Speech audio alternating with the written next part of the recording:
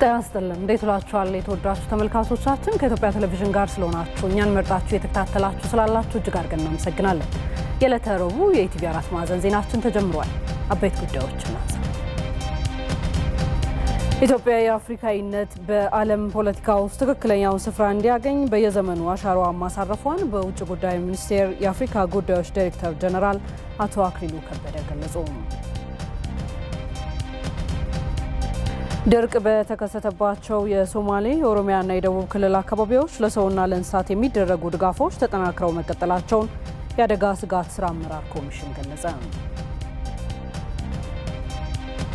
የህወሓት የሽብር ቡድን በሰሜን ሸዋ በወረራ በቆየባቸው አካባቢዎች 10 ቢሊዮን ብር የሚገመት ውድመት ማድረሱን የደብረ ብርሃን ዩኒቨርሲቲ በጥናት ይፋ አደረገ። የአማራ ክልል ርዕሰ መስተዳድር ዶክተር ይልቃል ከፋለ የተደረገውን ጥናት በአግባቡ ሊሰነድ ይገባል ብለዋል። ከውጪ በደቡብ አፍሪካ ቃጣና የተነሳው ዝናብ የቀላቀለው አውሎ ንፋስ ባስከተለው ጎርፍ በማዳጋስካር የ39 ሰዎች ህይወት ሲያልፍ በርካታ መሰረተ ልማቶች ወድመዋል የሚሉት አበይት ጉዳዮቻችን ናቸው። የተወዳጁ ተመልካቾቻችን ከኢቲቪ 4 ማዕዘን ዜናዎች ጋር ሮዛ መኮንን አብሬያችሁ ቆያለሁ። በያላችሁበት መልካም ጊዜ ይሁንላችሁ። የአስቸኳይ ጊዜ አዋጅ አፈጻጸም መርማሪ ቦርድ የተጠርጣሪዎችን ምርመራ መፋጠን እንዳለበት አሳሰበ። የመርማሪ ቦርዱ አባላት በአዲስ አበባ ልዩ ስሙ በአባ ሳሙኤል የሚገኙ ተጠርጣሪዎችን አስመልክቶ በሰብአዊ መብት አያያዝ ዙሪያ ከጸጥታ አካላት ጋር ውይይት አድርገዋል። የጸጥታ አካላቱም በመንግስት በኩል ምግብና ውሃ በበቂ ሁኔታ የሚቀርብ መሆኑን በቤተሰቦቻቸው የተጠየቁና ጉዳያቸው በሚመለከተው አካል የተመረመረ የተለቀቁ ተጠርጣሪዎች እንዳሉ ገልጸዋል። የስኳርና ሌሎች ህመሞች ያሉባቸው ተጠርጣሪዎች ተጨማሪ ምግብና የ4 ሰዓት የህክምና አገልግሎት እያገኙ እንደሆነም ቦርዱ በምልከታው ወቅት አረጋግጧል። የቦርዱ አባላትም በሰብአዊ መብት አያያዝ ዙሪያ በጸጥታ አካላቱ በኩል የተደረገ ያለው ሁኔታ የሚበረታታ ነው ብለዋል። የቦርዱ ሰብሳቢ አቶ ለማትሰማ በቤተሰባቸው የማይጠየቁ አንዳንድ ተጠርጣሪዎች እንዳሉ በምልከታው ወቅት የቀረበ ቅሬታ መኖሩን ጠቁመው ተጠርጣሪዎች በቤተሰቦቻቸው እንዲጠየቁ ሁኔታዎች ሊመቻቹላቸው ይገባል ብለዋል። በተጨማሪም ተጠርጣሪዎች ምርመራው በአስቸኳይ ተፋጥኖ ጥፋተኛውና ንጹሃን እንዲለዩ የአብዛኛው ተጠርጣሪዎች ጥያቄ ስለሆነ ምርመራው እንዲፋጠን አሳስበዋል። የጸጥታ አካላቱም ቦርዱ የሰጠውን ግብረ መልስ እንደ ግብአት በመውሰድ ከሚመለከተው አካል ጋር በመነጋገር ተግባራዊ እንደሚደረግ ገልጸዋል።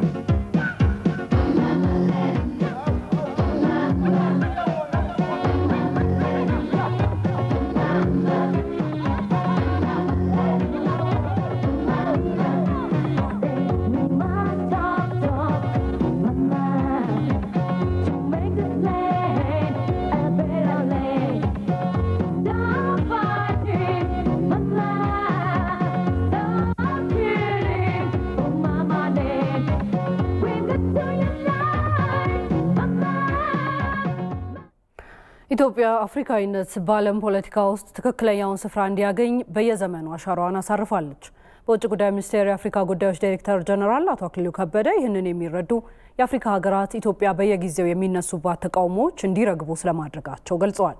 የአፍሪካ ህብረት ስብሰባ በአዲስ አበባ እንዳይካሄድ ተነስቶ የነበረው ተቃውሞ በወንድም የአፍሪካ ሀገራት ድጋፍ ሊከሽፍ ችሏልም ነው ያሉት። መቅደስ ጥላሁን በኢትዮጵያ የውጭ ግንኙነት ውስጥ ጉልህ ስፍራን ይዘው ከሚገኙ ጉዳዮች መካከል ከአፍሪካ ሀገራት ጋር በሁለትዮሽም ሆነ በባለ ብዙ ወገን ጉዳዮች ያደረገችውና የምታደርገው ግንኙነት አንዱ ነው። አፍሪካዊነት በዓለም ፖለቲካ ውስጥ ትክክለኛውን ስፍራ እንዲያገኝ በየዘመኑ አሻራዋን አሳርፋለች። የኢትዮጵያ የውጭ ግንኙነት ከጥንት እስከ ዛሬ በሚል ርዕስ በየጊዜው ተግባራዊ የተደረጉ የውጭ ግንኙነት ፖሊሲዎችን ይዘት የተዳሰሱበትን መጽሐፍ ለንባብ ያበቁት በውጭ ጉዳይ ሚኒስቴር የአፍሪካ ጉዳዮች ዳይሬክተር ጀነራል አቶ አክሊሉ ከበደ ኢትዮጵያ በተለይም በአፍሪካ ህብረት ምስረታ ውስጥ ከነበራት ሚና ባሻገር ለአፍሪካውያን ነጻነት ከፍተኛ ድርሻ እንደነበራት ይገልጻሉ። ኢትዮጵያ ነጻነቷን አስከብራ እንደኖረች ብቸኛ አፍሪካዊት ሀገር በዓለም መድረኮች ላይ ብቻዋን መቆም የሚያስከትለውን ጫና ትረዳለች። ይህም ለአፍሪካውያን መተባበር እንድትሰራ ምክንያት ሆኗታል ይላሉ። እነዛ የብቸኝነት ጊዜያት በተለይም የጄኔቭ ኮንፈረንስ የሚባለው በኢጣሊያ ወረራ ጊዜ ተከስቶ የነበረው ጫና የዛ አንድ ማሳያ ሊሆን ይችላልና በብቸኝነት መቆም የሚያስከፍለውን መስዋዕትነት ኢትዮጵያ በእጅጉ ትገነዘባለች። ስለዚህ ሌሎች በቅኝ አገዛዝ ቀንበር ስር የቆዩ ሀገሮች አፍሪካውያን ወንድሞች ነጻነታቸውን አግኝተው በራሳቸው ከኢትዮጵያ ጋር መቆም የሚችሉ እስካልሆነ ድረስ ኢትዮጵያ ተመሳሳይ ዕጣ ቢገጥማት ብቻዋን ዳግም መቆም የለባትም የሚለው ይሄ ነው። እንግዲህ ኢትዮጵያ ለአፍሪካውያን ነጻነት መስዋዕትነት እንድትከፍል ከመጀመሪያው ጀምሮ ያነሳሳት ማለት ነው። እንደ አውሮፓውያን አቆጣጠር ከ1950ዎቹ አጋማሽ ጀምሮ አፍሪካውያን ነጻ ሀገር እየሆኑ ሲመጡም የተባበሩት መንግስታት ድርጅት አባል እንዲሆኑ እገዛዎችን ስታደርግ ስለመቆየቷም ገልጸዋል። ኢትዮጵያ በተባበሩት መንግስታት ድርጅት ውስጥ አባል ሀገር ከነበሩ ጥቂት በጣት የሚቆጠሩ ሀገሮች መካከል አንዷ በመሆኗ ሌሎቹ ሀገሮች የሉዓላዊነታቸው የተረጋገጠ የተባበሩት መንግስታት አባል ድርጅት እንዲሆኑ በማድረግ ጭምር በርካታ እገዛዎችን ትሰጣለች። ነጻነታቸውን እንዲያገኙ የሞራል ድጋፍ፣ የፋይናንስ ድጋፍ፣ የዲፕሎማቲክ ድጋፍ እስከ ሚሊተሪ ድጋፍ የደረሰ አስተዋጽኦ ስታደርግ ቆይታለች። በዚህ ደረጃ የነበራት አስተዋጽኦ በእጅጉ የሚታወቅ ነው። የኮቪድ ወረርሽኝ በዓለም ከተከሰተ ጊዜ ጀምሮ የአፍሪካ መሪዎች ለአህጉራዊ አጀንዳ ገጽ ለገጽ ተገናኝተው አያውቁም። በኦንላይን ከሚደረጉት ባሻገር በህብረቱ መተዳደሪያ ቻርተር መሰረት የህብረቱ የዓመቱ የመጀመሪያ ጉባኤ በህብረቱ መቀመጫ ይደረጋል የሚል ቢሆንም በሰሜኑ የኢትዮጵያ ክፍል የተከሰተውን ግጭት መነሻ በማድረግ ስብሰባው በኢትዮጵያ እንዳይካሄድ የተለያዩ ጫናዎች ሲደረጉ ቆይተዋል። አቶ አክሊሉ እንደገለጹት ኢትዮጵያ ለአፍሪካ አንድነትና ነጻነት የከፈለችውን መስዋዕትነት ሁሌም ከግምት ውስጥ የሚያስገቡ ሀገራት በመኖራቸው ምክንያትና በመሬት ላይ ያሉ ሁኔታዎች በመለወጣቸው ከ3 ዓመታት በኋላ መሪዎችን በአካል የሚያገናኘው ጉባኤ በአዲስ አበባ እንዲካሄድ ተወስኗል። በሰሜኑ ሀገራችን ክፍል ከተከሰተው ጉዳይ ጋር ተያይዞ አዲስ አበባ ሰላም አይደለችም። እንደዚህ አይነት ታላላቅ ጉባኤዎችን ማስተናገድ የሚያስችል የጸጥታ ሁኔታ የለም በሚል አንዳንድ ሀገሮች በሚያነሱት ጥያቄ ምክንያት የጸጥታ ችግር ስላለ ስብሰባው መደረግ የለበትም የሚል ጫና ነበር መጀመሪያ።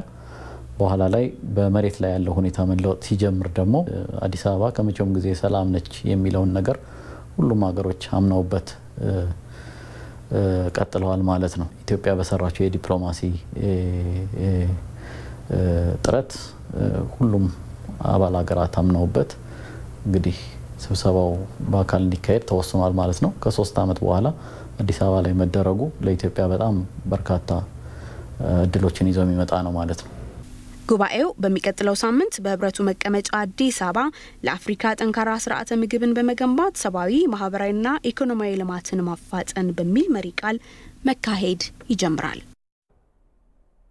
በአዲስ አበባ ለሚካሄደው 35ኛው የአፍሪካ ህብረት የመሪዎች ጉባኤ የሚመጡ እንግዶችን ለመቀበል በአዲስ አበባ የሚገኙ ሆቴሎች በቂ ዝግጅት ማድረጋቸው ተገለጸ። ጉባኤው በኢትዮጵያ እምቅ የቱሪዝም ሀብትና የኢንቨስትመንት አማራጮችን ለማስተዋወቅ መልካም አጋጣሚ እንደሚፈጥርም ተጠቁሟል። ሂሩት አልታሰብ የዘንድሮ የአፍሪካ ህብረት የመሪዎች ጉባኤ ለኢትዮጵያ ከዚህ ቀደም ከተደረጉ ጉባኤዎች የተለየ ነው። ኢትዮጵያ ጠል የሆነ አስተሳሰብ ያላቸው ሀገራት ጉባኤው በኢትዮጵያ እንዳይካሄድ ብዙ ጥረት ቢያደርጉም በኢትዮጵያ የዲፕሎማሲ አሸናፊነት ከተጠናቀቀ በኋላ የሚደረግ ነው። አዲስ አበባ ከ3 ዓመት በኋላ የአፍሪካ ህብረት የመሪዎች ጉባኤን ታካሂዳለች። ለዚህም የተለያዩ ዝግጅቶች በመደረግ ላይ ናቸው። የመሪዎቹ ጉባኤ በአዲስ አበባ መካሄድ በተለይም በኮሮና ቫይረስ ምክንያት ተዳክሞ ለቆየው የሆቴልና ቱሪዝም ዘርፍ ትልቅ መነቃቃትን ይፈጥራል ተብሎ ተስፋ ተጥሎበታል። ታዲያ በአፍሪካ መዲና አዲስ አበባ በሚካሄደው የመሪዎች ጉባኤ ላይ ለመሳተፍ የሚመጡ እንግዶችን ኢትዮጵያዊ በሆነ የእንግዳ አቀባበል ባህል ለመቀበል መዘጋጀታቸውን ነው የሆቴል ባለሙያዎች የሚገልጹት። ወንድሞቻችንን አፍሪካውያኖችን ለመቀበል ትልቅ ዝግጅት አድርገናል። የተወሰኑ ሀገሮች ቅድመ ሪዘርቬሽን ወይም ቡክ አድርገዋል። ከበፊቱ በተሻለ ንቅናቄ አድርጎ ዝግጅት አድርጎ ለመቀበል ሬዲ ነን ማለት ነው። የመጡት እንግዶች ያው እንደ ቤታቸው ተሰምቷቸው ሀገራችን ላይ እንደ ቤታቸው ተሰምቷቸው በእኛ ሆቴል በሚኖራቸው ቆይታ ውስጥ ሆቴሉ ጥሩ ስሜት ተሰምቷቸው እንደ ቤታቸው ቆጥረው እንዲሄዱ ለማድረግ ከፍተኛ ዝግጅት ነው የምናደርገው። በአሁኑ ወቅት ጉባኤው በኢትዮጵያ መከናወኑ በተለይም ለሆቴልና ቱሪዝም ዘርፍ ፋይዳው የጎላ መሆኑንም ባለሙያዎቹ ገልጸዋል። የአፍሪካ ህብረት የመሪዎች ጉባኤ አዲስ አበባ መደረጉ በመጀመሪያ ደረጃ የሀገራችንን የሰላምና ደህንነት ያለው መሆኑን ከማረጋገጡን ባሻገር ኢኮኖሚ ጠቀሜታውም ለሆቴሎች ለሀገሪቷም የውጭ ምንዛሪ ገቢ ያስገኛልና ትልቅ ጠቀሜታ ነው ያለው። አፍሪካ ህብረት ስብሰባ ሲካሄድ እኛ በተለየ ሁኔታ ነው የምናየው። ከሆቴላችን ከሚያገኘው ገቢና ሰራተኞቻቸው ከሚጠቀሙት ጠቀሜታ ብቻ አንፃር አይደለም የምናየው። በሀገር ደረጃም ከፍተኛ ጠቀሜታ አለው። የሆቴል ኢንዱስትሪው መነሳሳት እንዲፈጠር ያደርጋል። በገቢም ደረጃ ብዙ ጠቀሜታ አለው። እኛም እንደ ሆቴል ገቢያችን ይጨምርልናል፣ እንዲሁም ደግሞ መነሳሳት ይሆንልናል። ስራዎችም የበለጠ በቀጣዩ ያለን ጊዜ በሰፊው እንድንሰራ ይረዳናል። የቀደሙ ልምዶችን በመጠቀም በመሪዎቹ ጉባኤ ላይ በተለይም የኢትዮጵያ ባህልና የዕደ ጥበብ ውጤቶችን ጭምር ለማስተዋወቅ የሚያስችሉ አጋጣሚዎችን በመጠቀም ተቀዛቅዞ የቆየውን የሆቴልና ቱሪዝም ዘርፍ ለማነቃቃት መስራት እንደሚገባ ነው የዘርፉ ባለሙያዎች የሚናገሩት። አንዳንዴ በኮቪድ ቱሪዝሙ ተጎድቷል ስንል ከሱ ጋር የተያዙ በሙሉ ሴክተሮች ናቸው የሚጎዱት። አሁን እኔ አንዳንድ ጊዜ ፕሮጀክቶች ያሳስቡናል፣ ትልልቅ ኢንቨስትመንቶች ያሳስቡናል። ግን በዕደ ጥበብ ሙያ የተሰማሩት እስቲ ያዘጋጀነው ትልቅ ዲስፕሌይ አለ ወይ፣ ዝግጅት አዘጋጅተናል ወይ? ምክንያቱም አሁን ስብሰባው በሚደረግ ጊዜ እንዴት አድርገው ነው ዲስፕሌይ የሚያደርጉት?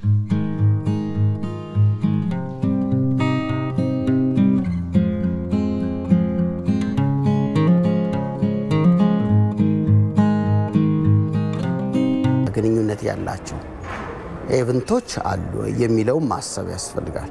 ስለዚህ ጥሩ አጋጣሚ ነው፣ ጥሩ እድል ነው የሚፈጥርልን። ጉባኤው የኢትዮጵያን ገጽታ ዳግም ለመገንባትና በሀገሪቱ ያለውን የቱሪዝም እምቅ ሀብትና የኢንቨስትመንት አማራጮችንም ለዓለም ለማሳየት መልካም አጋጣሚ እንደሚፈጥርም አቶ ቁም ነገር ተናግረዋል። የሀገሪቷን የቱሪዝም እምቅ ሀብት የኢንቨስትመንት አጋጣሚዎችን የምናብራራበት አጋጣሚ ይፈጥርናል ማለት ነው።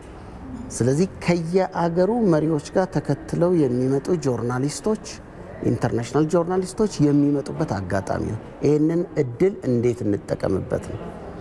ምክንያቱም ኢንፎርሜሽናችንን ማስተላለፍ ከብዶን የነበረው የምንቸገረው ዛሬ ነው እድላችን ማለት ነው። ከዚህ ትልቅ ጉባኤ ጎን ለጎን የሀገሪቱን ኢኮኖሚ ሊያነቃቁ የሚያስችሉ የቢዝነስ ኮንፈረንሶችን ማዘጋጀትም ተገቢ መሆኑ ተጠቁሟል።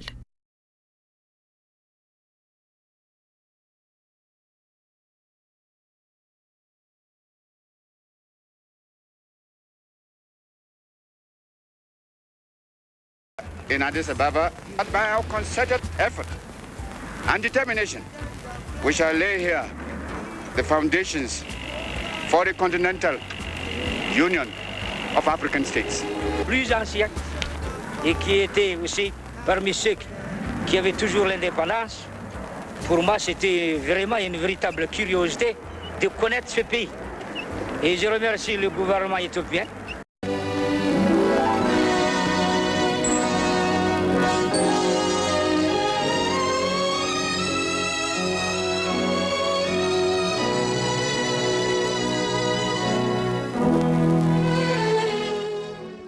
አፍሪካውያን ብዙ መቶ ዓመታት ዳኝነትና መብት ተነፍገን የቆየን ስለሆን ዛሬ ትክክለኛ ዳኝነትና መብት ካለን ድምጻችንን በመናሰማበት ጊዜ ልንሰማ እንችላለን.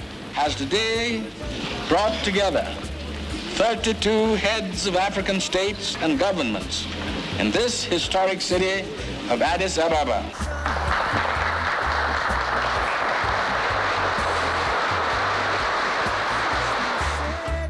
ኢቲቪ 4 ማዕዘን ዜናችን ላይ ትገኛላችሁ።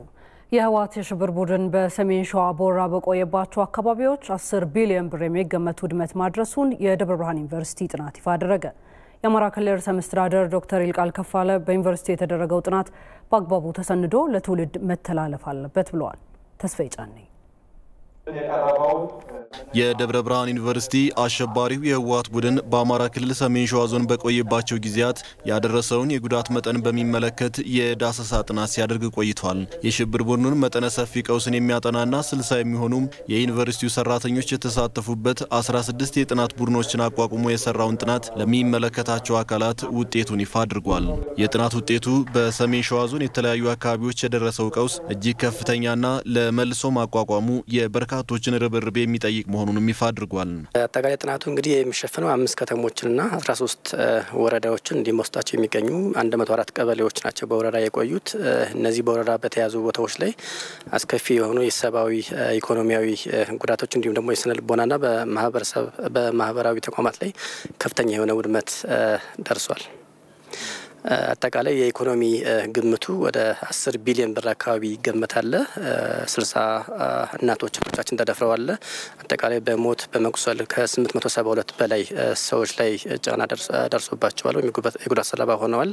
ጥፋቱ እጅግ ዘግናኝ ጥፋት ነው። በተለይ በሸዋሮቢት በዚህ በይፋት ቀጠና የነበረውን ውድመት ስንመለከት ሁለት ኃይላት ተባብረው ነው ሲዘርፉ የነበረው። እዚህ አካባቢ የሚንቀሳቀስ የሽኔ ቡድን አለ ሲደመር የህወሓት ወራሪ ኃይል አለና በትብብር ማህበረሰቡን በሰብአዊም በቁሳዊም ረገድ እንዲወድም እንዲዳከም ተስፋ እንዲቆርጥ እንዲያዝን እንዲያለቅስ አንገቱን እንዲደፋ አድርገውታል። ምንም እንኳን የሰው ህይወት ቅድሚያ የሚሰጠው ቢሆንም በንብረትም ላይ የደረሰው መከራ የደረሰው ውድመት እጅግ አሰቃቂ አሳዛኝ እንደነበር ማየት ይችላል። አሸባሪ ቡድኑ ልክ እንደ ሌሎች አካባቢዎች ሁሉ በሰሜን ሸዋ ዞንም የመሰረተ ልማት ተቋማትን ከማውደሙ በተጨማሪ በርካታ ዜጎችን ለስነ ልቦና ቆስ መዳረጉን በጥናቱ ተመላክቷል። እንደ ክልል የደረሰውን አጠቃላይ ጉዳት በሚመለከት ሌሎች ተቋማትም ጥናቶችን እያከናወኑ ሲሆን በደብረ ብርሃን ዩኒቨርሲቲ የቀረበው ጥናት የራሱ አበርክቶ እንደሚኖረው ይጠበቃል። ያው በዚህ በሰሜን ሸዋ አካባቢ ያለውን ነገር እኛ እንደ ደብረ ብርሃን ዩኒቨርሲቲ አሁን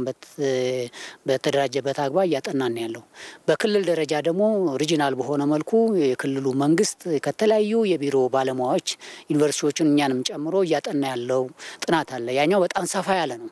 ይሄኛው ጥናት ለዛኛው እንደ መጋቢ እንደ ሰብሴት ሆኖ የሚያገለግል ነውና ዝጋ ያየናቸው ቁጥሮች ምናልባት በዛኛው ቁጥሮች ሊሻሻሉ የሚችሉ ሊሆን ይችላሉ። ይሄኛው ጠበብ ብሎ የተጠና ነው። ያኛው ደግሞ ሴንሰስ ነው። ቤት ለቤት ተሄዶ ነው የሚጠናውና ሞር ገዢ የሚሆነውና በኋላ ትልቁ ዶክመንትና ለማቋቋሚያም በዋናነት የሚጠቅመው ያኛው ሰነድ ሊሆን ይችላል። ነገር ግን በየአካባቢያችን ያለን ዩኒቨርሲቲዎች ደግሞ ከአካባቢያችን ሁኔታ ግን እያጠናን ስራውን እየጀመርን ብንሄድ በኋላ የሁላችንም ጥርቅም ወይም አንድ ሆኖ የክልሉ ፕላን እየሆነ ይሄዳል የሚል እሳቤ ነው።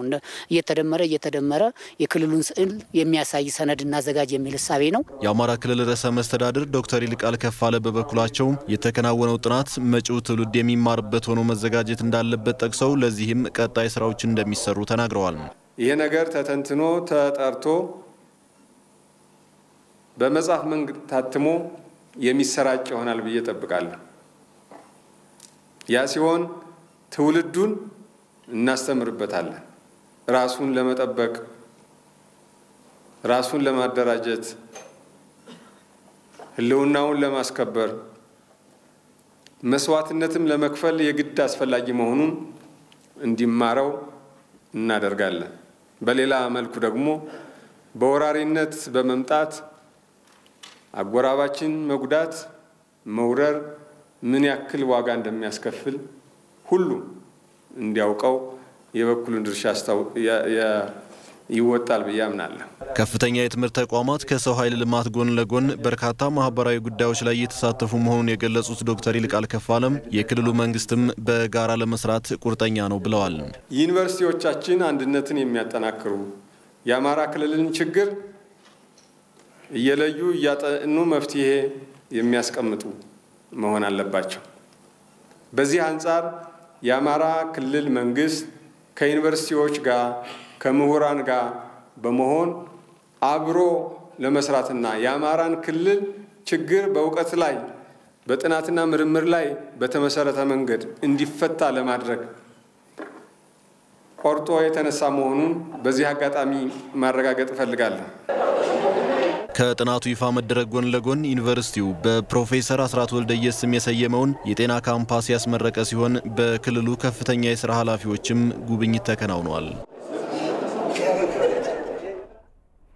ድርቅ በተከሰተባቸው የሶማሌ፣ ኦሮሚያና የደቡብ ክልል አካባቢዎች ለሰውና ለእንስሳት የሚደረጉ ድጋፎች ተጠናክረው መቀጠላቸውን የአደጋ ስጋት ስራ አመራር ኮሚሽን ገለጸ። የንጹህ መጠጥ ውሃና የጤና ድጋፎች በእነዚህ አካባቢዎች ለማዳረስ እየተሰራ መሆኑንም የስራ ኃላፊዎቹ ተናግረዋል። አስማማየ ነው ተጨማሪውን ይዞታል። በኢትዮጵያ የተለያዩ አካባቢዎች ላሊና ተብሎ በሚጠራው የአየር ንብረት ለውጥ ምክንያት ድርቅ ተከስቷል። በደቡብና ደቡብ ምስራቅ ኢትዮጵያ ከመስከረም እስከ ዳር ወር ባለው ጊዜ መዝነብ የነበረበት ዝናብ ባለመዝነቡ ምክንያት በተከሰተው በዚህ ድርቅም በቆላማ አካባቢዎች የሚኖሩ ከ6 ሚሊዮን በላይ የሚሆኑ አርብቶ አደር ዜጎች ለችግር እንዲጋለጡ አድርጓል። ድርቁ ከተከሰተባቸው አካባቢዎች መካከል አንዱ በሆነ የሶማሌ ክልል ጉብኝት ያደረጉት ጠቅላይ ሚኒስትር አብይ አህመድ ከፌዴራል ከፍተኛ የሥራ ኃላፊዎች ጋር በመሆን በቀብሪ በያ አካባቢ ተፈናቅለው የሚገኙ ነዋሪዎችን አነጋግረዋል። ድርቁ በእንስሳት ላይ ያደረሰውን ጉዳትም ተመልክተዋል። ይህን ችግር በዘላቂነት ለመፍታትም መንግስት እየሰራ መሆኑንም ጠቅላይ ሚኒስትሩ በጉብኝታቸው ወቅት ገልጸዋል። የአደጋ ስጋት ስራ አመራር ኮሚሽን ኮሚሽነር ምትኩ ካሳ እንደሚሉት ታዲያም ድርቁ በተከሰተባቸው የሶማሌ፣ የኦሮሚያና ደቡብ ክልሎች የሚደረገው ድጋፍ ተጠናክሮ ቀጥሏል። ከኢትዮጵያ የአደጋ ስጋት ስራ አመራር ኮሚሽን ለኦሮሚያ ክልልና ለደቡብ ብሔሮች ብሔረሰቦች ለደቡብ ኦሞ እየቀረበ ይገኛል። ሶማሌ ክልልን በተመለከተ ከዓለም ምግብ ፕሮግራም ጋር በገባነው ውል መሰረት የዓለም ምግብ ፕሮግራም እያቀረበ ነው የሚገኘው። ዋናው ምንድነው? የሰው ህይወት ማዳን ነው አንደኛው። ሁለተኛ በእነዚህ በአርብቶ አደር አካባቢዎች የሚሰራው ስራ ሁለቱን ሰውንና እንስሳት ሀብትን በአስተሳሰር ሁኔታ ድጋፍ የተደረገ ያለበት ሁኔታ አለ። በእንስሳት ላይ እየደረሰ ያለውን ሞት ለመቀነስም የተሻለ ግጦሽ ወዳለበት አካባቢ ማዛወርና የመኖ አቅርቦት ማዳረስ ላይ ትኩረት ተደርጎ እየተሰራ መሆኑን የተናገሩት አቶ ምትኩ ካሳም ይህም ቀጣዩ ዝናብ እስከሚጀምርበት መጋቢት ወር ድረስ ተጠናክሮ ይቀጥላል ብለዋል። የተፈጥሮ ግጦሽ ሬንጅ ላንድ ማናጅመንት የሚባለውን ዘመናዊ ማድረግ ይፈልጋል። ያ ማለት የግጦሽ መጠኑን ከእንስሳት ሀብቱ ጋር የማጣጣም የግጦሽ መጠኑን ከእንስሳት ሀብት ጋር ማጣጣም ሲባል በገበያ መታገዝ አለበት እንስሳት ሀብት እርባታው አንድ እሱ ነው። ሁለተኛ ደግሞ ለማድረግ ግጦሽ ብቻውን አስፈላጊ አይደለም፣ በውሃ መታገዝ አለበት፣ ለእንስሳት ሀብቱ መቅረብ አለበት። ሌሎች ደግሞ ምቹ ሁኔታ ባሉባቸው አካባቢ በቂ ግጦሽ በቂ ውሃ ያለበት አካባቢ ደግሞ ወደዛ የማጎዳኘት አንዳንድ አካባቢ ደግሞ ስናይ ናሽናል ፓርኮች ያሉበት አካባቢ በማስጠጋት ፓርክ ውስጥ ሳይገቡ ሳር እያጨዱ ለእንስሳት የማቅረብ ስራዎች ሌሎች ክልሎች እንደ ደቡብ ብሔር ብሔረሰቦች ደቡብ አካባቢ ተሞከረ ነው ያለው። ለዚህ ይህንን አካባቢ ያለውን አለኝታ መጠቀም ማዳን ይቻላል። አሁን ለወደፊቱ ግን ራሱ የቻለ እቅድ ተዘጋጅቶለት የእንስሳት ሀብቱን ከግጦሽ ጋር የኬሪንግ ካፓሲቲ የሚባል ለመሸከም አቅም ግጦሽና እንስሳት ሀብት ማጣጣም የእንስሳት ሀብቱ በገበያ ታገዘ እንዲሆን የማድረግ ስራዎች ቀጣይ የምንሰራቸው ናቸው። በአርብቶ አደሩ አካባቢ ያሉ ከውሃ ጋር የተያዙ ችግሮች በጊዜያዊነትና ዘላቂ በሆነ መንገድ ለመፍታት እየተሰራ መሆኑን የተናገሩት ደግሞ የውሃና ኢነርጂ ሚኒስትሩ ዶክተር ኢንጂነር ሀብታሙ ይተፋ ናቸው። በሶማሌ ክልልም በቦረናም እየወሰን ያለውን እርምጃ ያሉ ጉድጓድ ውሃዎችን ሪሃብሊቴት የማድረግ የመጠገን እዛ ላይ ፓምፕ የማስገባትና ቢያንስ ኦን ስፖት ውሃ ማቅረብ መቻል ነው። ከዛ ውሃ ከተገኘ በወተር ትራኪንግ ደግሞ ሰዎች ወዳሉበት አካባቢ ከብቶቻቸው ወዳሉበት ቦታ የማጓጓዝና ህይወት የማዳን ስራዎች እየተሰሩ ይገኛሉ ማለት ነው። ይሄ አንደኛው ስራ ነው። በማከለኛ ደረጃ እየሰራን ያለነው በተለይ በቀጣይ የዝናብ ጊዜ አሁንም ወደፊት የሚያሳየው የቀጣይ 3 ወር በዚህ ሳምንት በእኛ ትንበያ መሰረት ከነበረው የዝናብ መጠን በታች የሚያሳይ ፕሮባቢሊቲዎች ይታያሉ። ሰው ዝግጅትም ያስፈልጋል። ለዛም ጭምር ተጨማሪ ጉድጓድ ውሃዎችን ዝግጁ ማድረግ ይጠይቃል ማለት ነው። ተጨማሪ ጉድጓድ ውሃዎችን ዝግጁ ስናደርግ በየአካባቢው ላይ የተወሰኑ የውሃ ማጠራቀሚያዎችን መስራት ይጠይቃል። ውሃ ሲገኝ እዛ አጠራቅሞ ሰዎች እዛ አካባቢ ተሰብስበው ለራሳቸውም ለከብቶቻቸው እንዲጠቀሙ የመስራት ስራ ነው። በረጅሙ የሚሰራው ሲአር ዋሽ ፕሮጀክት የሚባል አለ። ሲአር ዋሽ ፕሮጀክት ማለት የክላይሜት ሬዚሊያንት ዋሽ በተለይ በቆላማ አካባቢ የመጠጥ ውሃ ፕሮጀክቶችን በተለየ ሁኔታ ትኩረት ሰጥቶ የመስራት ስራዎች በሶማሌ፣ በአፋር፣ በኦሮሚያም አርብቶ አደሩ አካባቢ ያለበት ቦታ ላይ የሚሰሩ ፕሮጀክቶችን ቶሎ ወደ ስራ ማስገባትና ችግሩን በዘላቂነት መፍታት ስራዎች እየተሰሩ ይገኛሉ። ድርቅ በተከሰተባቸው የአርብቶ አደር አካባቢዎች በምግብ እጥረት ምክንያት የሚከሰቱ የጤና ችግሮችን ለመከላከልም የጤና ሚኒስቴር የዳሰሳ ቅኝትና የክትባት አገልግሎቶች እየሰጠ ይገኛል። ሶማሌ ክልልን ብንወስድ ለምሳሌ 4 ወረዳዎች ላይ ከ200 ሺህ በላይ ለሆኑ የኮሌራ ክትባት ተሰጥቷል። ኩፍኝ ወረርሽኝም በተወሰኑ ቦታዎች የተከሰቱባቸው ቦታዎች ነበሩ። እነሱንም አፋጣኝ ምላሽ በመስጠት ቶሎ ሕክምና እንዲያገኙ ለማድረግ የተለያዩ ስራዎች መድኃኒት አቅርቦትን በማድረግና ሕክምናውን እንዲያገኙ በማድረግ እየተሰራ ይገኛል። ይበልጥ ለማጠናከርም አሁን የኩፍኝ ክትባትም በተመረጡ የተለያዩ አካባቢዎች በተለይ ከ5 ዓመት በታች ለሆኑ ህጻናት ኩፍኝ ክትባትም አሁን ደግሞ የሚጀመር ይኖራል። በቀጣይም እንግዲህ በተለይ የምግብ እጥረትም እንግዲህ አሁን ባለን ለየታ መሰረት ከፍተኛ የምግብ እጥረት የታየባቸው ህጻናት የሆኑ ነፍሰ ጡሮች በፊት ከነበረው የመጨመር በከፍተኛ ሁኔታ አልታየም ገና። ይሄ እንግዲህ ቀስ ብሎ ግን ሊከሰት ይችላል። ያው ድርቁ በአንድ ጊዜ ላይ እነዚህ ውጤቶች ላይ ይታዩ ስለሚችሉ መከላከል ስራው መጠናከር ስላለበት ቶሎ የመለየት ልኬቶቹን እየሰሩ ህጻናቶቹም ሌሎችም ተጋላጭ የሆኑት ላይ ልየታ በመስራትና አስፈላጊው የአልሚ ምግብ ድጋፍ እና የምግብ ሕክምና የሚያስፈልጋቸውን የመለየት ስራ የተጀመሩ ሰፋፊ ስራዎች አሉ። በቀጣይ ጊዜያትም ወረርሽኝን ጨምሮ የህብረተሰቡን ጤና አደጋ ላይ የሚጥሉ በሽታዎች እንዳይከሰቱ ድርቅ በተከሰተባቸው አካባቢዎች ላይ ትኩረት ተደርጎ እንደሚሰራም ተገልጿል። ኢትዮጵያን አፈርሳለሁ ያለ ኃይል አታፈርስም ብላችሁ ጮኻችሁ በገንዘባችሁ በጊዜያችሁ መንግስታችሁንም አለን ብላችሁ ካሸነፋችሁ በኋላ እስረኛ ተፈታ ብላችሁ ማሊያ አውልቃችሁ የምትጥሉ ከሆነ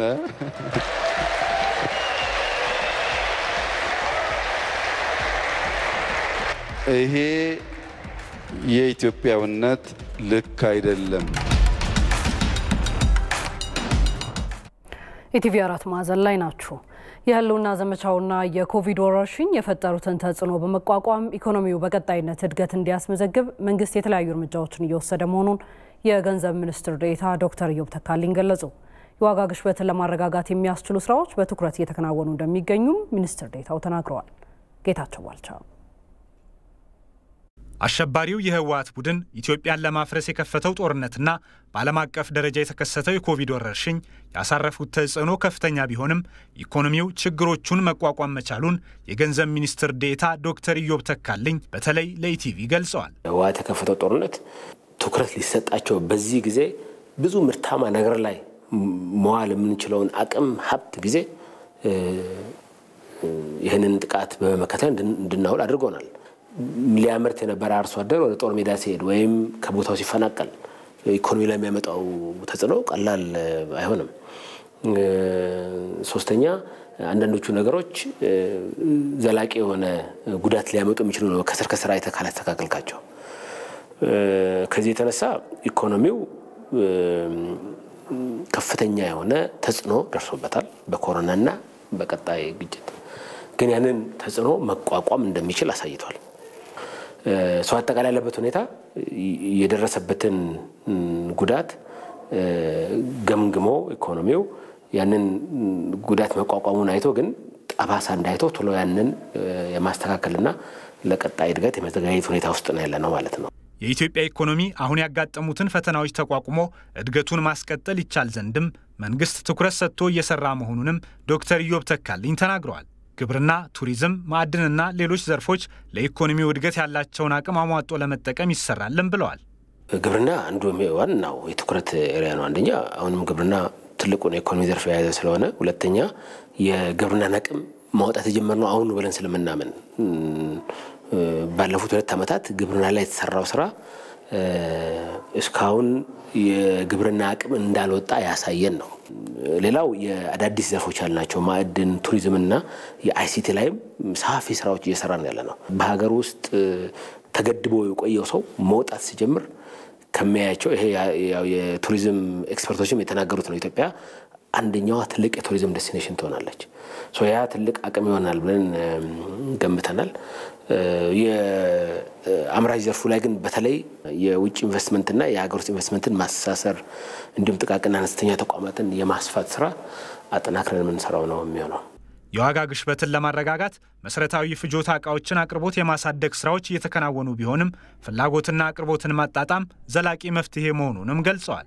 በነበረው አጠቃላይ ሀገራዊ ቀውስ የዋጋ ግሽበቱን እንዲህ ይዞ ማቆየት መቻል ትልቅ ስኬት ነው። ምንም እንኳን በቀደሙት ወራት ዋጋ እየጨመረ ይመጣል፣ በተለይ ባለፉት 2-3 ወራት አትሊስት እዛው አካባቢ ባይቀንስም በአነስተኛ ሁኔታ እንዲቀንስና እንዲረጋጋ ማድረግ መቻሉ በጣም ትልቅ ስኬት ነው።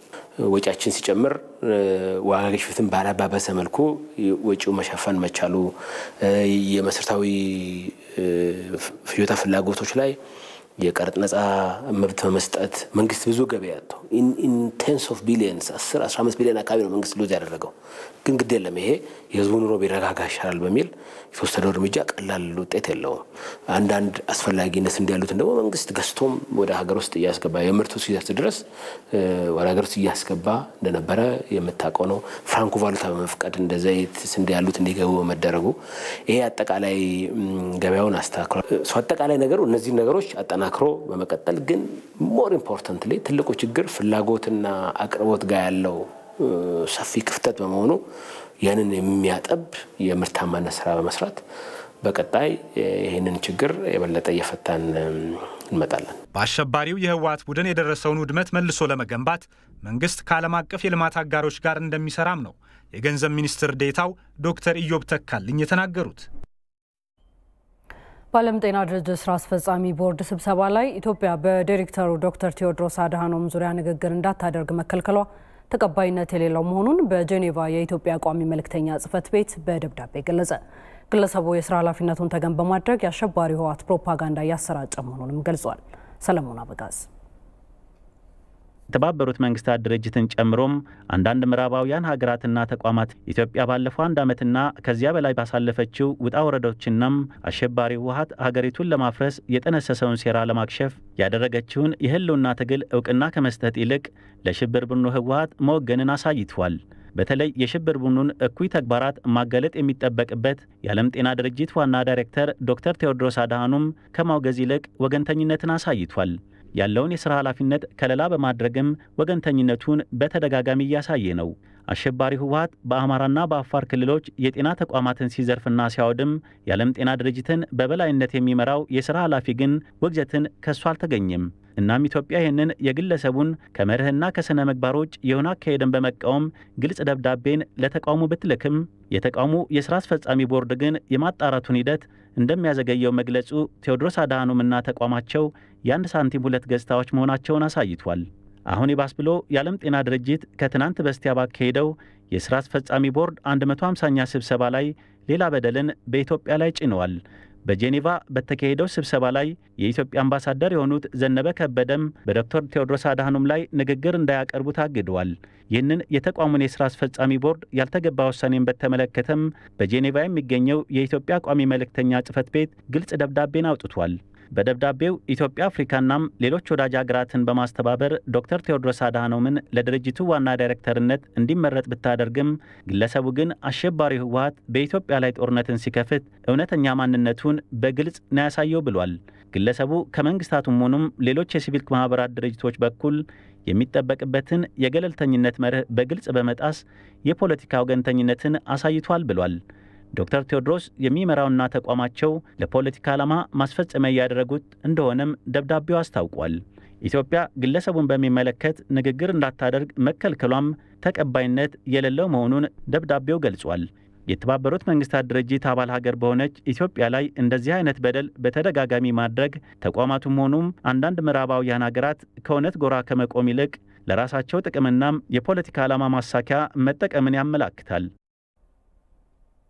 ሀገራዊ ምክክሩ የቆዩ ችግሮችን በዘላቂነት ለመፍታት አይነተኛ መፍትሄ መሆኑን አንጋፋው አርቲስት ደበበ እሸቱ ተናገረ።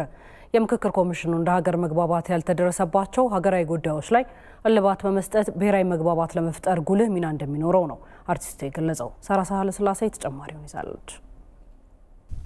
ይካሄዳል ተብሎ በሚጠበቀው ሀገራዊ ምክክር በርካታ ሀገራዊ አለመግባባቶች እንደሚከስሙና በሂደትም ለሀገርና ለሕዝብ ጠቃሚ የሆኑ አጀንዳዎች የሚቀረጹበት ይሆናል ብሎ እንደሚጠብቅ በጉዳዩ ላይ አስተያየት የሰጠው አርቲስት ደበበ እሸቱ ተናግሯል። እየተግባባንና እየተረዳዳን ከሄድን ደግሞ ሀገሪቱ የምትፈልገውን ነገር ሕዝቡ የሚፈልገውን ነገር በምክክሩ ውስጥ ልናመጣው እንችላለን። መግባባቱ እየዳበረ በሚሄድበት ጊዜ ያሉት አለመግባባቶች እርስ በርሳቸው እየከሰሙ ይሄዳሉ። ሰላም፣ ዲሞክራሲና ፍትህ የሚፈልግ አካል መመካከር አለበት ያለው አርቲስት ደበበ እሸቱ የሀገራዊ ምክክሩ ይዞ ሊመጣ የሚችለውን ጠቀሜታን መረዳት ይገባልም ብሏል። ሀገራዊ ምክክሩ በኢትዮጵያ እየተደራረቡ የመጡ የቆዩ ችግሮችን በዘላቂነት ለመፍታት አይነተኛ መፍትሄ መሆኑንም በመጠቆም ኢትዮጵያዊነትን አምኖ የተቀመጠው ሰላምን የሚፈልገው ዴሞክራሲን የሚፈልገው ፍትህን የሚፈልገው ነፃ ሆኖ መኖርን የሚፈልገው ህብረተሰብ መመካከርና መነጋገር አለበት። እርግጥ ብዙ ጉዳዮች አሉ የማያግባቡ፣ ነገር ግን ሁሉንም በአንድ ጊዜ መፍታት አይቻልም። በተራና በተናጠል እያየናቸው እየፈታናቸው ስንሄድ ሌሎቹ ደግሞ በገዛ ራሳቸው የሚፈቱ ይሆናሉ። አርቲስቱ ምክክሩ ለሀገር ሰላምና ዲሞክራሲያዊ ስርዓት ግንባታ ትልቅ አበርክቶ እንዳለው ግንዛቤ በመውሰድ ተሳታፊ አካላት ታሪካዊ ኃላፊነታቸውን እንዲወጡ ይጠበቃልም ብሏል። ቀናነት፣ ፈቃደኝነት፣ ፍላጎት ማሳየት፣ ችግርን ማጦዝ ሳይሆን ችግርን ማላላት የሚቻልበትን መንገድ ተነጋግረን የሁሉም ኃላፊነት ይሄ መሆን አለበት። በሩቅ ለሩቅ አይደለም፣ ቅርብ ሆነን ተገናኝተን ለአንድ ሀገር የሚያስፈልጋት ምንድነው የሚለውን ሁላችንም ጉዳያችን አድርገን ትኩረት ሰጥተን እዛ ላይ ነው መነጋገር ያለብን። ምክክሩም የሚጠቅመው ሀገሪቱን ለማቆም ነው። ምክክሩም የሚጠቅመው እኮ ሰላም ለመመስረት ነው። መንግስት በኢትዮጵያ ብሔራዊ መግባባትን ለመፍጠር ያቋቋመው የሀገራዊ ምክክር ኮሚሽን የኢትዮጵያን መንግስትና ሕዝብ ለሰላም ያላቸውን ቁርጠኝነት ለዓለም ያሳያል ያለው አርቲስት ደበበ እሸቱ የውጭ ኃይሎችን ያልተገባ ፍላጎት የሚያከሽፍና የኢትዮጵያን ገጽታ በአዎንታዊ መልክ ለመቀየርም ትልቅ ድርሻ እንደሚኖረው ጠቅሷል። በአዲስ አበባ በጊዜያዊነት ታግዶ የነበረው መሬት ነክ አገልግሎት መስጠት መጀመሩን የአዲስ አበባ ከተማ አስተዳደር አስታወቀ። የከተማ አስተዳደሩ ከነሐሴ ወር 2013 ዓ.ም ጀምሮ መሬት ነክ አገልግሎትን አግዶ መቆየቱ ይታወሳል። ጊዜያዊ እግዱ አሁን የተነሳ በመሆኑ አገልግሎቱ በየክፍለ ከተማው ማግኘት እንደሚቻልም የከተማ አስተዳደሩ ገልጿል። በዚህ ጉዳይ ላይ ነው የምንቆየው። ተወዳጅ ተመልካቾቻችን ተጨማሪ ሀሳቦችን እንዲያደርሱን የአዲስ አበባ መሬት ልማት ማኔጅመንት ቢሮ ኃላፊ አቶ ጀማል አሊን እዚህ ስቱዲዮአችን ጋብዘናል። ከሳቸው ጋር እንቆያለን። ጤና ይስጥልኝ አቶ ጀማል፣ እንኳን ደህና መጡ። አብራስልን እንኳን ደህና ቆያችሁን። መልካም። ቀደም ሲል እንዳልነው እንግዲህ አስቀድሞ የመሬት ነክ አገልግሎት እገዳ ተጥሎ የነበረው ለምንድን ነው? አሁንስ ለምንድን ነው እንዲጀመር የተደረገው? ወይ ደግሞ ምን አይነት አስቻይ ሁኔታዎች ስላሉ ነው እንዲጀመር ያደረጋችሁት ከሚለው እንነሳ። አመሰግናለሁ። ይሄን ጉዳይ ግልጽ ማድረግ አስፈላጊ መሆኑን አምናችሁበት እዚህ ድረስ አስተያየት እንዲሰጥ መብራሪያ እንዲሰጥ ስለጋበዛችሁን። ያ እንደሚታወቀው መሬት ማለት በጣም ውስን ሀብት ነው። ባለፉት ጊዜያት መንግስት በተለያዩ ጉዳዮች ትኩረቱ ተይዞ ነበር። አንደኛ የምርጫ ወቅት ነበረ በሚቆምበት ሰዓት፣ ሁለተኛ ደግሞ አገራዊ የህልውና ዘመቻ ላይ እንደነበር ይታወቃል። በዚህ ጊዜ የመንግስት ትኩረት ሌሎች ጉዳዮች ላይ በሚሆንበት ጊዜ ከዚህ በፊት እንደተለመደው የመሬት ወረራ እና ህገወጥ መብት ፈጠራዎች ይኖራሉ። ይሄን ለመከላከል መንግስት ቁርጠኛ አቋም ወስዶ የመሬት አገልግሎት በሙሉ እንዲቆም አድርጓል። ሁለተኛው ደግሞ የህልውና ዘመቻ ላይ በነበርንበት ጊዜ የጠላቶቻችን ደጋፊ የነበሩት የቲፒኤልኤፍ ደጋፊዎች የመሬት ትራንዛክሽን በሚኖርበት ጊዜ እዚህ ያለውን ሀብት ወደዛ የማዛወር አዝማሚያ ነበርና እነዚህን ሁለቱ ነገሮች ለማስቀረት ነበር የመሬት አገልግሎቱ የቆመው። አሁን ደግሞ አንደኛ መንግስት የምርጫ ጊዜውንም አልፈዋል። በእኛ በኩልም አንዳንድ የአደረጃጀትና የአሰራር መሻሻያዎች በቢሮ ደረጃ ተደርገዋል። ሁለተኛ ደግሞ የህልውና ዘመቻውንም ባናጠናቅቀውም በራሳችን አፓር ሃንድ እጅ ነው ያለው፣ ጥሩ ፖዚሽን ላይ ነው ያለ ነው። ስለዚህ አገልግሎቱን መጀመር የግድ ይሆናል። አገልግሎትን በምናቆምበት ጊዜ ምንም ጉዳት አልነበረውም ማለት አይቻልም። የመሬት አገልግሎት በሚቆምበት ጊዜ ብዙ ነገሮች አብሮ ይቆማሉ። የባንክ እንቅስቃሴ፣ የግንባታ ፍቃድ እንቅስቃሴ አብሮ ይቆማልና ኢኮኖሚው በጣም ስለተቀዛቀዘ አሁን አይቶ አገልግሎቱን መጀመር አስፈላጊ በመሆኑ ከተማ አስተዳደሩ አይቶ ወስኖ እንዲጀመር አድርጓል። የቀደም ሲል እገዳ ተጥሎባቸው ከነበሩ አገልግሎቶች የትኞቹ ናቸው የተጀመሩት ነው? ሁሉም ናቸው አገልግሎት እንዲሰጡ የተፈቀደላቸው? አብዛኛው የሚባሉ አገልግሎቶች ተጀምረዋል የሚባሉ አገልግሎቶች አንደኛ ህጋዊ ሰነድ ላላቸው ይዞታዎች የዋስትና ዕዳ መመዝገብ አገልግሎት ተጀምሯል። የፍርድ ቤትና የባንክ እግድ የመመዝገብና የመሰረዝ አገልግሎት ተጀምሯል። የዕዳና እገዳ የማጣራት አገልግሎት ተጀምሯል። የስም ንብረት ዝውውር ስራ ተጀምሯል። በተለይም በባንክ ሐራጅ የተሸጠ በፍርድ ቤት አፈጻጸም የተሸጡ የኮንዶሚኒየም ቤት የስም ዝውውር አገልግሎት፣ በውርስ የተላለፈ ንብረት፣ በሪል ስቴት አልሚ የተፈጸመ የቤት ሽያጭ አገልግሎት እንዲጀመር ተደርጓል። ለነባር ይዞታዎች የቦታ ክራይና የቤት ግብር ተመን አገልግሎት ተለቋል። የንብረት ግመታ አገልግሎት ተለቋል።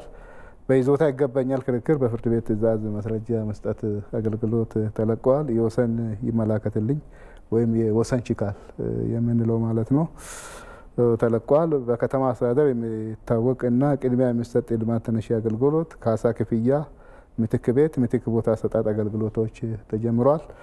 ለተለያዩ ልማቶች የቦታ ዝግጅት አገልግሎት ተጀምሯል። የወሰን ማስከበር ተግባራት አገልግሎት ተጀምሯል። በሊዝ በተላለፈ ቦታ ላይ የግንባታ ክትትል አገልግሎት ተጀምሯል። የለማ መሬት በምደባ ወይም በጨረታ የማስተላለፍ አገልግሎት ተፈቅዷል። አዲስ ካርታ የሚሰጣቸው አገልግሎቶች አሉ። ለምሳሌ የጋራ መኖሪያ ቤቶች፣ የንግድ ቤቶች፣ የሪል ስቴት ተጠቃሚ ቤቶች በአብሮ አልምቶ የተናጥል ካርታ የሚፈልጉት እነዚህ አገልግሎቶች ናቸው የተሰጡት። መልካም። ስለዚህ የተከለከሉ አገልግሎቶች አሁንም ሙሉ በሙሉ ያልተፈቀዱ የተወሰኑ አገልግሎቶች ይኖራሉ ከተጠቀሱት ውጪ ማለት ነው። አገልግሎቶች አሁን ለምሳሌ የነባር ይዞታ የመብት ፈጠራና የመሳሰሉት የቤት ሽያጭ የግለሰብ አገልግሎት አልተጀመረም። እነዚህንም በሂደት አይተን የምንለቅ ይሆናል ማለት ነው። መልካም። አቶ ጀማል ባጭሩ አንድ ጥያቄ ላንሳ። በተለይ ከመሬት ወረራ ጋር በተያያዘ የሚነሱ ብልሹ የሆኑ አካሄዶች አሉ እና እነዚህን ለማስተካከል የተቀመጡ የአሰራር አግባቦች ምንድን ናቸው? ይታወቃል። መሬት ወረራ አንዱ እንደ ሀገራችን አስቸጋሪው ነገር ነው። እነዚህ ለመከላከል የአደረጃጀት፣ የአሰራር፣ የህግ ማዕቀፎች ማስተካከያ ተደርጓል። ይህንንም ተግባራዊ እያደረግን ያለ ነው። አንደኛው አደረጃጀቱን ማስተካከል ነው። የመሬት አደረጃጀት መጀመሪያ ወረዳ ላይ አልነበረም።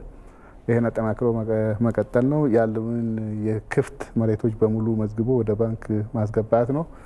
የአርሶ አደር ይዞታዎችን ሙሉ በሙሉ መዝግቦ ለመኖሪያ የሚሰጠውን ለመኖሪያ፣ ለግብርና የመጠቀሚያ ፈቃድ የሚሰጠውን ሰጥቶ ማድረግ ነው። ትልቁ ነገር ደግሞ የመሬት ወረራን የሚከላከለው በስርዓት ነው። እንደ መንግስት ደግሞ የተዘረጋው ስርዓት የመሬት ምዝገባ ኤጀንሲውን ማጠናከር ነው። የካዳስተሩ ስራ አጠናክሮ ማጠናቀቅ ነው። ለዚህ ደግሞ ቴክኖሎጂዎች እየበለጸጉ ነው ያሉት። እነዚህ ምዝገባ አልቆ በቴክኖሎጂ መምራት ከጀመር አሁን ያለው ወረራ የተሻለ ይሆናል ብለን እናምናለን። መልካም። የአዲስ አበባ መሬት ልማት ማኔጅመንት ቢሮ ኃላፊ አቶ ጀማል አሊ እጅግ አድርጌ አመሰግናለሁ። አመሰግናለሁ። መልካም ቀን።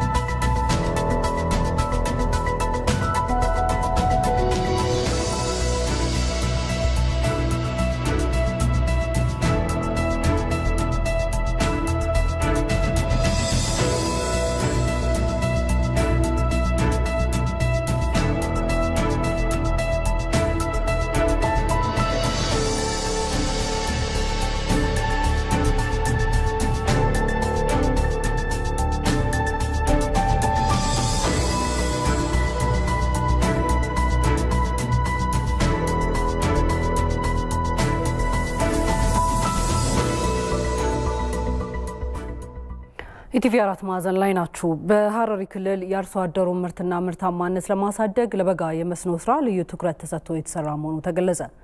በክልሉ በ36 ሚሊዮን ብር የተከናወነ የሚገኘው የ6.3 ኪሎ ሜትር የመስኖ ፕሮጀክትም የተጠናቀቀ መሆኑ ተጠቁሟል። የመስኖ ፕሮጀክቱ ለመስኖ ልማት ትልቅ አስተዋጽኦ እንደሚያበረክትም ተገልጿል። አርሶ አደሩ ከዝናብ ጠባቂነት ተላቆ ምርትና ምርታማነቱን ለማሳደግ በተለይም በዘንድሮ ዓመት ለበጋ መስኖ ልዩ ትኩረት ተሰጥቶ የተሰራ መሆኑን የሐረሪ ክልል ምክትል ርዕሰ መስተዳድር ሚስራ አብደላ ገልጸዋል። አርሶ አደሩ በዓመት ከ2 እስከ 3 ጊዜ የሚያመርትበትና ምርትና ምርታማነቱን የሚያሳድግበት እንዲሁም የምግብ ዋስትናውን የሚያረጋግጥበትና የሀገር ኢኮኖሚን የሚደግፍበትን ሚናውን መጫወት አለበት ብለን በክልላችን ደረጃ ወደ ስራ ውስጥ ገብተናል። ትኩረት ሰጥተን እየሰራን ያለነው አትክልት ምርት ላይ ነው። የአትክልት ምርት በተለይ አሁን በከተማው ያለውን የዋጋ ንረት ከማርገብ አንጻር አርሶ አደሩ የራሱን የሆነ ሚና መጫወት አለበት። መጀመሪያ የራሱን የምግብ ዋስትና ማረጋገጥ አለበት። አልፎ ደግሞ በከተማው ያለውን የዋጋ ንረት ማረጋጋት ስላለበት በዛ ውስጥ የገበያ ትስስር ፈጥረን ቀጥታ ከአምራች ወደ ሸማች የሚደርስበትን ሁኔታ ለመፍጠር ስራዎች እየተሰሩ ነው ያሉት። የሐረሪ ክልል የመንግስት ኮሚኒኬሽን ጉዳዮች ጽህፈት ቤት እንደዘገበው የመስኖ ፕሮጀክቶቹ ግንባታ ሲጠናቀቁ በክልሉ ከውሃ አጠቃቀም ጋር ተያይዞ የሚታዩ ችግሮችን ይቀርፋል ያሉት ደግሞ የክልሉ ግብርና ልማት ቢሮ ምክትል ኃላፊ አቶ ሻሚ አብዲ ሲሆኑ ፕሮጀክቶቹ በ3 ወር ጊዜ ውስጥ ሙሉ ለሙሉ ለማጠናቀቅ የተሰራ መሆኑን ተናግረዋል። በዋናነት እንግዲህ ሲያልቅ ከዚህ በፊት በእኛ ክልል ውሃ አጠቃቀም ላይ ያለው የችግሮቹን ይቀርፋል ብለን ተስፋ እናደርጋለን። እንዳያችሁት ምናልባትም ከፍተኛ የውሃ ብክነቶች ነበሩ። ይህን ይቀርፋል የሚል ተስፋ አለን። በተጨማሪም ደግሞ በጋ ላይ ዘንድሮ በዚህ በኤረር ላይ ወደ 60 ሄክታር በላይ በቆሎ ማልማት ጀምረናል። የሚቀጥለው ዓመት ይህም ፕሮጀክት ያልቃልና በስንዴም ከ100 ሄክታር በላይ እናለማለን የሚል እቅድ አለን ማለት ነው። ስለዚህ በአጠቃላይ ቢያንስ ተጠቃሚ አርሶ አደሮችን እስከ 1000 አርሶ አደሮች ተጠቃሚ ይሆናሉ የሚል እቅድ ይዘን ነው እንቅስቃሴ ላይ ያለ ነው። አሁን እንደ ዋዛ የጀመርነው ወደ ሀገር የመመለስ ጥሪ በ10 በ15 ዓመታት ውስጥ ተአምራዊ የሆነ ውጤት እንደሚያመጣ ጥርጥር የለውም። አንድ ብለን ጀምረናል። አንድ ብለን የጀመርነው እያደገ ይሄዳል። በእርግጠኝነት የምናገረው ዘንድሮ ሀገሬን ብላችሁ ጥሪያችንን አክብራችሁ የመጣችሁ ሰዎች ባላጋንን 90% እጅግ በጣም ደስተኛ ናቸው። ወደ ውጭ ዜናችን ተሻገርን። በደቡብ አፍሪካ ቀጠና የተነሳው ዝናብ የቀላቀለው አውሎ ንፋስ ባስከተለው ጎርፍ በማዳጋስካር